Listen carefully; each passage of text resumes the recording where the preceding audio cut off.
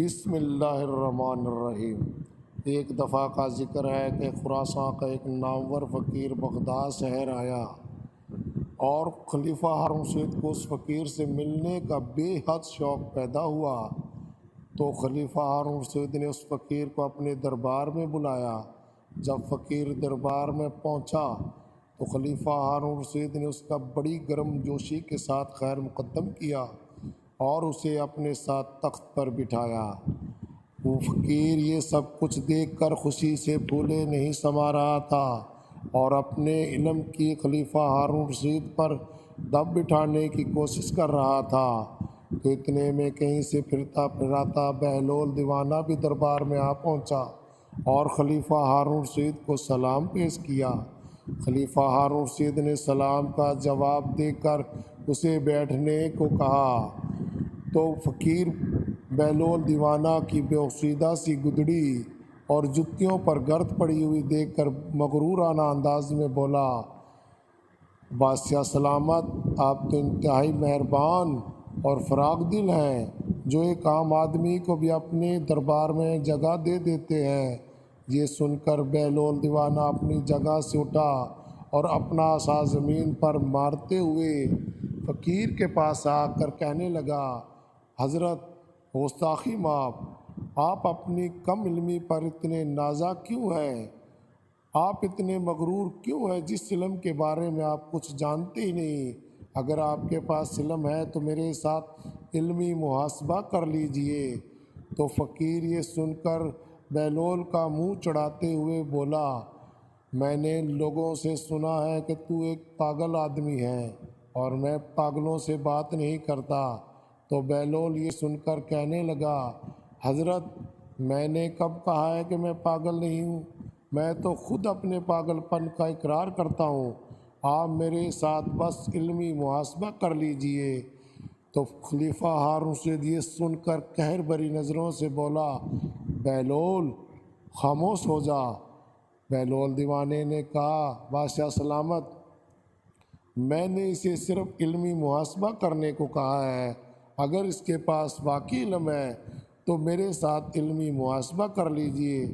کیونکہ خلیفہ ہارون رشید علمی محاسبوں کا بے حد شوق رکھتا تھا اور فقیر سے بولا، حضرت علمی محاسبہ کرنے میں کوئی عرض نہیں، آپ اس کے ساتھ علمی محاسبہ کر لیجئے۔ تو خلیفہ ہارون رشید کی بات سن کر وہ فقیر بولا، ٹھیک ہے، میں اس کے ساتھ علمی محاسبہ کرنے کو تیار ہوں، مگر میری ایک شرط ہے، اگر میں محاسبہ ہار گیا تو اسے 1000 اشرفیاں انعام میں دوں گا، اگر میں محاسبہ جیت گیا تو بہلول کو 1000 اشرفیاں مجھے دینی ہوں گی۔ یہ سن کر بہلول دیوانہ کہنے لگا، حضرت ہم جیسے لوگوں کے پاس دنیا کہاں، ہاں میں محاسبہ ہار گیا تو میں خود کو آپ کے پاس غلام کے طور پر پیش کر دوں گا اور آپ چاہے مجھ سے جیسا مرضی کام لیجئے گا جب تک آپ کی 1000 اشرفیاں پوری نہیں ہو جاتی، اور ہاں آپ کی میں محاسبہ جیت گیا اور آپ کی دی ہوئی اشرفیاں غریبوں ناداروں کا حق ہیں ہی سے۔ تو وہ فقیر بولا، ٹھیک ہے، پہلے میرے سوال کا جواب دو۔ ایک کمرے میں ایک عورت ایک مرد کے ساتھ بیٹھی ہوئی ہے اور اسی کمرے میں ایک جگہ ایک آدمی نماز پڑھ رہا ہے، دوسرا آدمی روزہ رکھے ہوئے ہے۔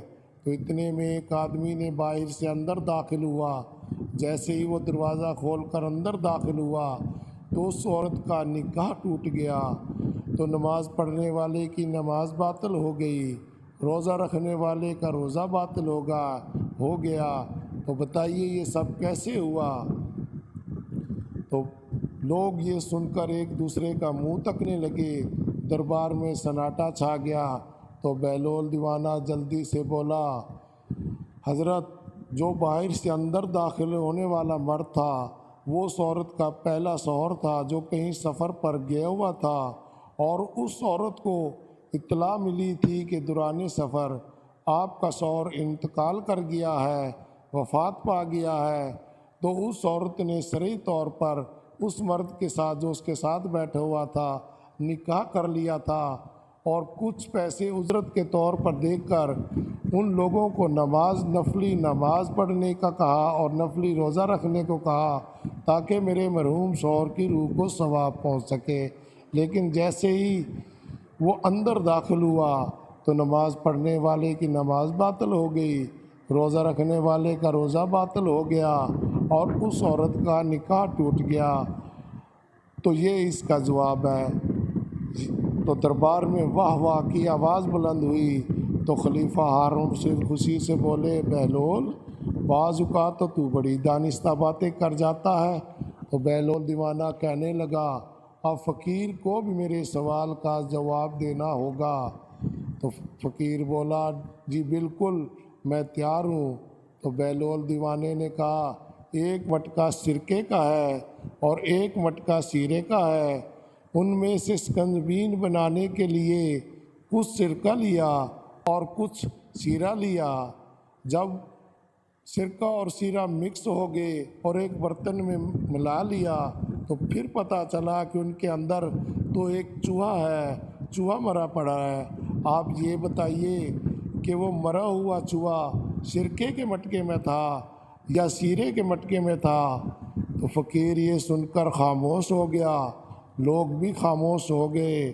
بادشاہ سلامت بھی فقیر کی طرف دیکھنے لگا۔ جب کافی دیر گزر گئی اور فقیر نے کوئی جواب نہ دیا تو خلیفہ ہارون رشید نے کہا، حضرت بہلول نے تو آپ کے سوال کا جواب دینے کے لیے اتنی دیر نہیں لگائی تھی، تو پھر آپ اتنی دیر کیوں لگا رہے ہیں؟ تو فقیر نے کہا کہ بھی میں یہ محاسبہ ہار گیا ہوں، میرے پاس اس کا جواب نہیں ہے۔ اور ہاں، اب بہلول دیوانہ خود ہی بتا دے کہ وہ مرا ہوا چوہا سرکے کا تھا یا سیرے کا تھا۔